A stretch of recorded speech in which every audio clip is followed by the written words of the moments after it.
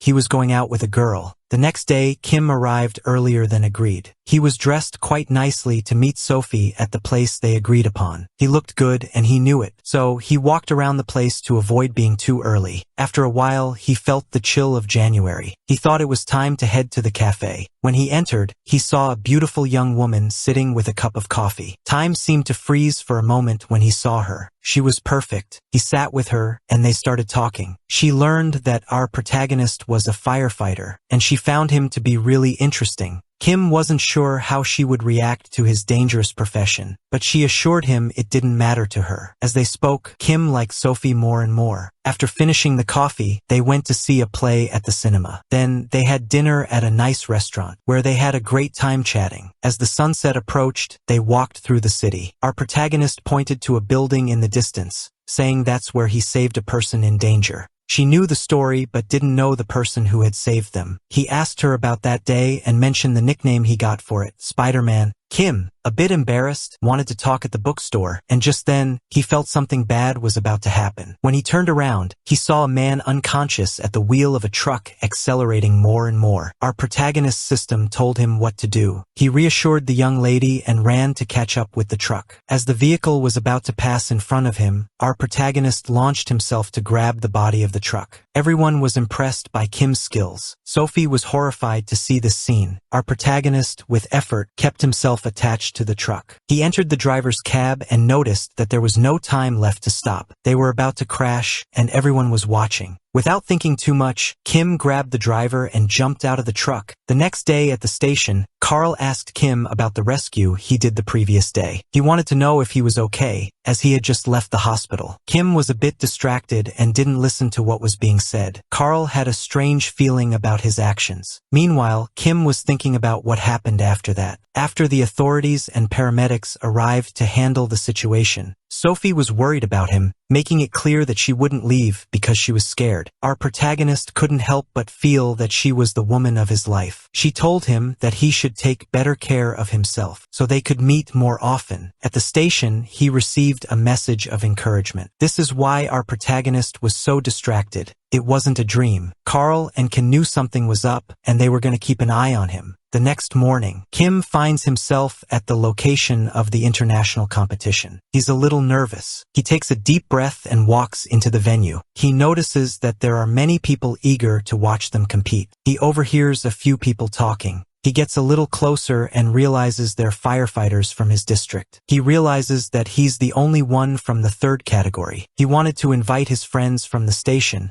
but they couldn't make it. Only Kim got permission to attend the competition that day. So, his teammates were supporting him from the station. Even though Kim wished they were there, he wished even more that Sophie could see him. She said she would arrive a little late. One of the organizers informs him that the competitors need to gather. As he meets up with the other competitors, he notices the difference in their physiques but doesn't feel intimidated. The organizer tells them that the event will start after lunch. Meanwhile, Kim is numbering each competitor. When it's time for the protagonist to get assigned a number, everyone murmurs about his heroic actions. Our protagonist isn't used to the attention, so it feels a little strange. He gets a call from Sophie and is excited, thinking she has arrived. But she disappoints him by giving him the bad news: she won't be able to come. A little sad, though understanding she's busy, he tries to shake it off. A firefighter named Kevin approaches and says he knows him from what he's heard. But he belittles him, thinking our protagonist is overrated. He underestimates him with every word that comes out of his mouth. This gives the protagonist a reason to push harder and win. We're now at the international competition's first phase, which is about to begin. He watches as each participant goes for the best time. The crowd gets excited as they watch the competition. The protagonist sees how seriously everyone takes the competition. They give it their all, showing off their skills and strength to get to the front. At the end, they announce the times and reveal the winners. Before the protagonist competes, it's one of the best competitors' turns. Kevin approaches Kim with an arrogant attitude again, bragging about his skills. He sarcastically tells him to do his best. Before Kim's turn, the protagonist, a little offended, looks at Kevin's performance to see what he's so proud of. Kevin gets ready alongside the other competitor. When the race starts, the public is amazed by the speed of that firefighter, smashing previous records. Now it's our protagonist's turn, and he doesn't want to push himself too much. He passes by that arrogant firefighter, who challenges him with a look. Our protagonist is ready to compete. Back at the station, his teammates are supporting him. Kim is really fast, but he tries not to attract too much attention. At the station, they discuss the time the master set when he competed. Carl knows he's going to break a world record. He's really skilled. When the protagonist finishes, everyone is impressed. He has taken Kevin's record. Kevin can't believe it. Our protagonist has set a new record. Kim, a little embarrassed, wonders if he went too fast. People keep talking about his record. Kevin can't believe what the protagonist has achieved. He knows it's supernatural. Kim just walks past him, greeting him. Kevin is left speechless. Our protagonist is walking, questioning what would have happened if he had used his full speed. He also thinks that if he keeps completing missions, he'll reach a point where he has too many superpowers like Superman and wouldn't be able to prove anything because they'd lock him up to study him. So, he promises himself to take it easier in the next phase. The last phases begin, where he tries not to stand out too much but always keeps a good pace. He sees everyone pushing their limits. His record was only 2 seconds off the world record. Simply overwhelming. At the end of the event, the best competitors are awarded. He receives recognition for the competition. Our protagonist takes some photos with a superior. Sometime later, he heads back to the station, grateful for the attention he received from someone high-ranking. He runs into Kevin and pretends to be tired, saying there's still a long way to go. Kevin just ignores him and keeps walking. So, Kim continues on his way. When he arrives at the station, he notices it's empty. Did they all leave? Carl surprises Kim from behind, congratulating him on first place. Everyone else arrives to praise Kim. Rose brings a cake. They all celebrate having someone with a national record on the team. During the celebration, Han arrives with a serious look. He warns Kim not to get into trouble, and if he does, he should let them know beforehand so they can cover for him. He lets them celebrate and leaves. The next day, everyone is observing a new rescue robot. They discuss how it works while Ken enjoys operating it. They reveal to the master that this robot is meant to enter fires instead of firefighters to locate people. The master disagrees with this robot, thinking it's useless at first glance. He believes they should focus more on their field, as there's plenty of funding from the government. Our protagonist arrives to check out the new rescue device. He remembers seeing this robot in his past life, but at a different station. He wonders why it's with them now and knows it won't help them at all. Han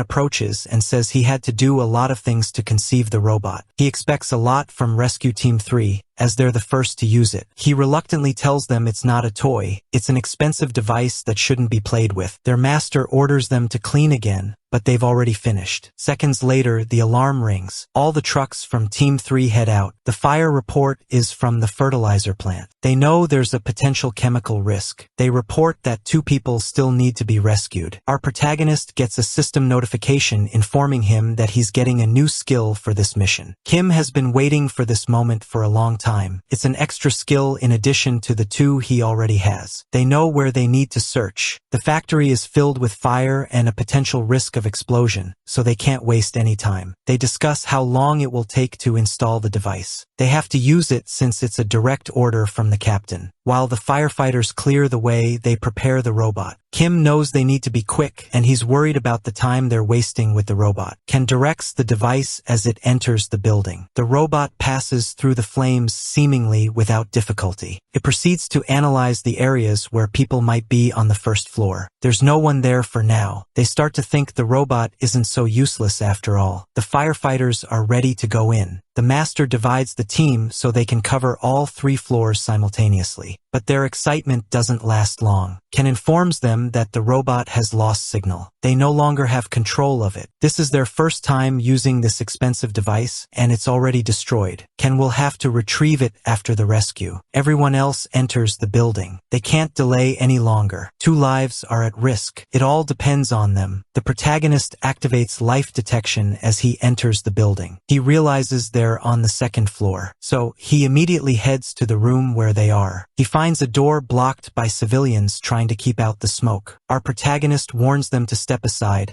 then pulls the door handle in one swift motion. He manages to open it and finds a woman who's somewhat stable and a man who's unconscious. The master arrives quickly, and the protagonist informs him of the situation. They proceed to evacuate them quickly. Carl requests a report from the 3rd floor, and they inform him everything is fine there, but they still need to keep searching. While evacuating, our protagonist senses the imminent danger. He tells his master they need to get everyone out immediately because the place is going to explode. The master, worried by the safety of what the protagonist says, immediately gives the orders. The 3rd floor team informs them they haven't finished yet, but the order is direct, and they know the protagonist doesn't fail with his predictions. He also orders those outside to begin extinguishing the fire. Our protagonist thanks the master for his decision, and they leave the building. As expected, the explosion occurs, though it's not too big. Fortunately, no one is hurt. However, the firefighters from the 3rd floor are eager to know how the protagonist knew the explosion was coming. Our protagonist knows that a fertilizer plant is prone to explosions and tells them it would happen soon. Once again, he avoids questions about his special abilities. The master receives a call from the station chief. Meanwhile, Kim is rewarded with the promised rewards. Among them, the one he's been waiting for, his new skill. Before he finds out what it is, he hears Carl arguing with the chief about the robot that was destroyed. He learns that it must be retrieved by the chief's orders. This poses a danger, as they'll have to go back in,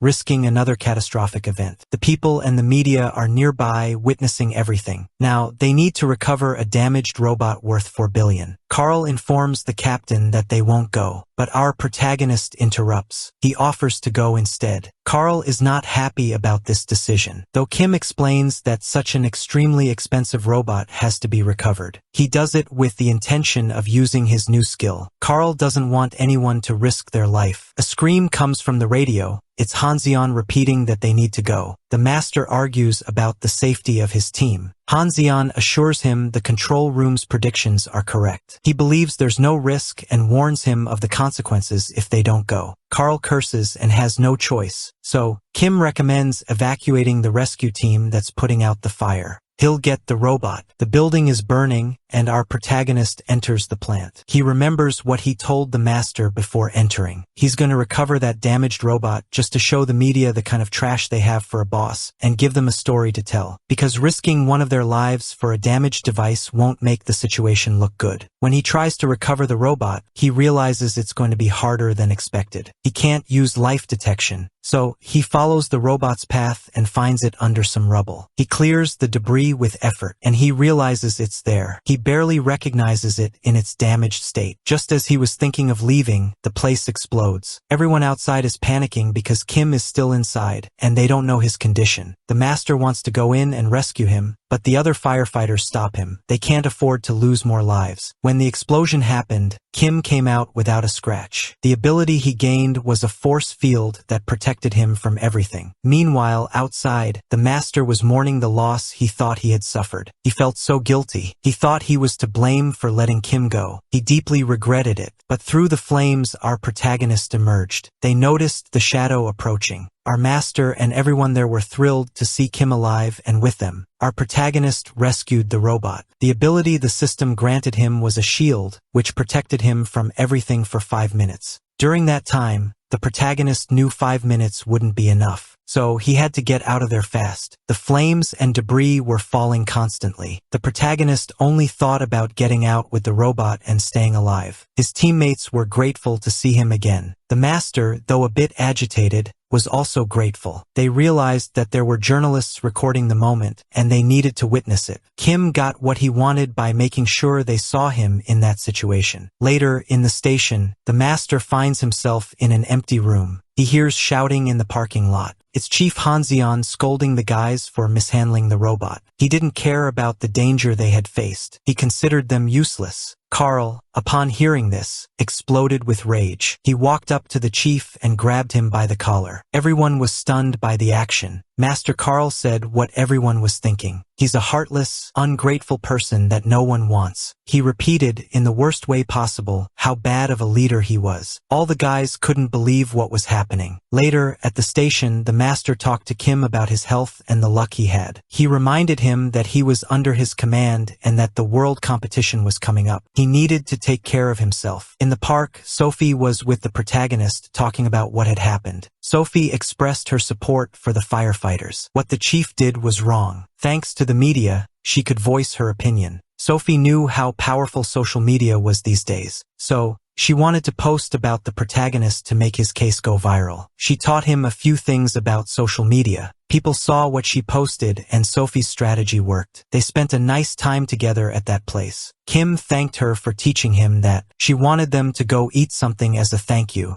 Our protagonist was delighted. A week after the incident, Kim was at the station as usual. Rose called him, wanting to show him what was in the news. It was Kim on the front page. Thanks to his actions, everyone realized how inefficient the orders from those in power could be. You could see it in the comments. The journalists wouldn't stop calling the station. They wanted to talk to Kim about it. Chief Hanzion was assigned elsewhere, and everyone was happy with that decision. They were all about to leave the office to get some exercise. They told Kim to join them since the competition was getting closer. Before leaving, the protagonist left a map on the table. Subterranean routes for the upcoming tragedy that was going to happen. The protagonist remembered an accident from his past life where there were many victims. He remembered the letters from family members, from widows writing to their husbands who were no longer with them, and his master who gave his life for him in that accident. Although he returned to his reality, everyone was safe with him for now, but not for long. Now on high alert because they were heading into that moment. Carl sent them all to their positions. Our protagonist's purpose now is to save the lives of his teammates and prevent those tragedies from happening. Likewise, everyone headed out for the rescue. At this point in the story, the protagonist is ready to face any situation that comes his way. His goal is to correct the mistakes of his past life and keep everyone he can safe. Okay guys, we're going to leave it here for today. We'll continue the story in the next video. This series will be composed of several small episodes. Still, remember that if you want to keep reading it, you can find the details of the reading in the comments below the pinned comment. If you liked the video, a like and a good comment would help me a lot to keep bringing more content. That being said, a greeting. Take care and see you later.